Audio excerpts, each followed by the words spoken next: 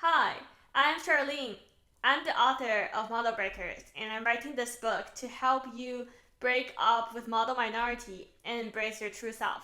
I originally started to write this book as a series of letters to my brother, Warren. He's coming to the States for college, and just like me 4 years ago, he doesn't know a lot about the implicit rules of the society and the stereotypes and the way people see us today. But as I started writing, I realized that this is bigger than just a series of family letters. I still keep epigraphs at the start of each chapter for a personal note, but this is really a story for generations of Chinese immigrants who are coming to the States. We're now at third generation. We now have first, second, third generations of Chinese immigrants here, many of whom may identify themselves more with the American culture than the Chinese culture.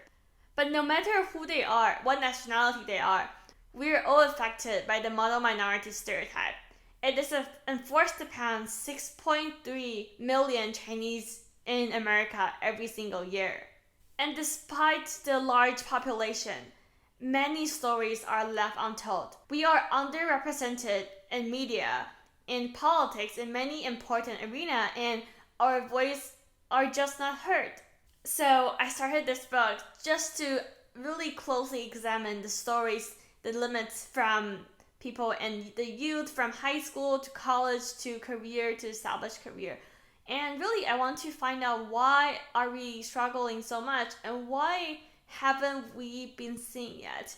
And also, I want to find out where I stand in the society that I grew to love. But I'm having a lot of trouble pinpointing who I am, what's my role in the American society. So this is my project to figure it out. Through this book, I want to give people like me and my brother the tools and awareness to design a life that really feels true and empowering to ourselves. As I did my research for this book, I realized that model minority is everywhere. It is here for people who came for education, for work, or for family. It is here to make us feel less than since elementary school. And it has been so prevalent that many may even think model minority is a good thing. It is something that makes us successful, right? We are thought to be hardworking. We are perceived to be better. But we didn't know that no matter how hard we work, how far we get, we are just playing into this model. And how could you be better than the system that is set up to control you? And I have learned that at the end, when we work so hard to get somewhere, we will feel minor and further distant from who we are. So I'm here to tell you the hardworking American dream doesn't fit for everyone. It may still be reserved for some privileged people who grew up with a different skin color, grew up in the better neighborhoods, whatsoever, but it is not here for everyone. Instead of striving for some far-fetched American dream, I found it more empowering and more grounded to just find out who I am, regard what's myself, having a better sense of self, emotional, and situational awareness to really be content and to really enjoy and thrive in the society. So while you may have worked really hard to get where you are today, I have to tell you, in order to go from surviving to really thriving, you need to get these tools, these situational, these emotional toolkits to really understand who you are and who you want to be. This book explores the multi-layers of awareness. What does being an immigrant mean? What does American mean? And the American dream. And also, even better, how do you cultivate one that actually fits who you are? I have included stories and insights from the stand-up comedian Ali Wang, who I argue is the new face of model minority. There's also amazing authors like Kathy Park Hong, who wrote Minor Feelings, Laura Huang, who wrote Edge, and many Asian American and Chinese American authors that have put their lives work to understand what does it mean to really thrive, what does it mean to deal with the stereotypes, to live under the stereotype. And perhaps more importantly, there are many stories featuring people like you and me, normal people day to day, but their story is just as important as the big names because that's really the missing voice that I'm trying to feature. Trying to put it back to the mainstream and show a more holistic, reflective picture of Americans and the society. My hope for this book is to understand our own history, culture, and dreams. And with these awareness and new toolkits I will share with you, we will be able to not only dealing with the stereotypes, but having a way to write your own narrative, one that feels true, feels powerful, and one you would love to share with your family and friends and future generations. You will love this book if you ever feel less than, you're not being heard, you're the underdog. You'll like this even more if you're a Chinese or Alex who want to help us change this narrative at scale. And as I write this book, I realized that I was also silenced by racism. I was also silenced by the unfair stereotypes people hold against us. When I first came to the States, I was really intimidated. I couldn't really speak any good English. I grew up speaking Mandarin, went to a local school, so it has always been really hard for me. I'm really self-conscious of how I was perceived.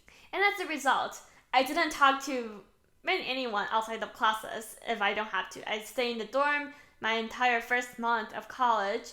I didn't go to any party. It was a special college experience, but it got worse.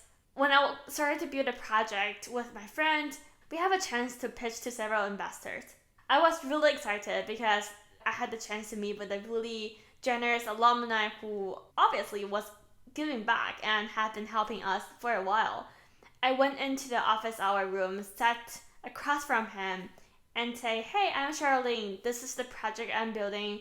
Before I even finished the sentence, he looked at me in the eye and told me to practice my English and get better and come back. As self-conscious as I was, still am, I didn't know what to say. I let him lecture me for how I should be better prepared, how I should enunciate for the next 15 to 30 minutes. I couldn't recall what was really being said, but I remember saying, "Thank you, I would work on that." And I left. And I also silenced myself for the next couple months to a year. Whenever there is someone asking me what I'm working on, I would let the person I'm collaborating with do the speech. I just thought I wasn't good enough, and I got the feedback from someone I trusted, someone I admired, that I wasn't good enough. And now with all the new knowledge and research, I know I was enough, and it is the person who was not educated, who doesn't have the awareness to understand what multicultural strength and beauty mean. It took me many years to recall this time. I totally forgot it. It came back to me when I was writing the book and interviewing and realized that, hey, actually, I've been through something similar. And I was here. I'm still sometimes there. But now I have the language, I have the tools to show people otherwise. If someone is saying that to me today, I would tell him what is the implicit bias he's enforcing upon me, and what does that mean, and how has privilege made him or made them who they are. I want to give you the same kind of awareness and tools so that whenever you run into them in the future, the system is not perfect. You know how to work through the system and find your own story. We touch upon knowing yourself, being yourself, telling others about yourself, and the actual actions you can take.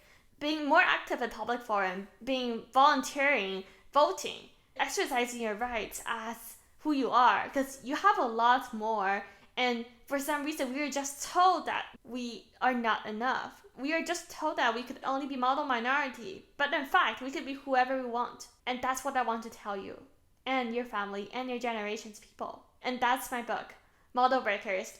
I'm Charlene, and I'm here to help you break free with model minority.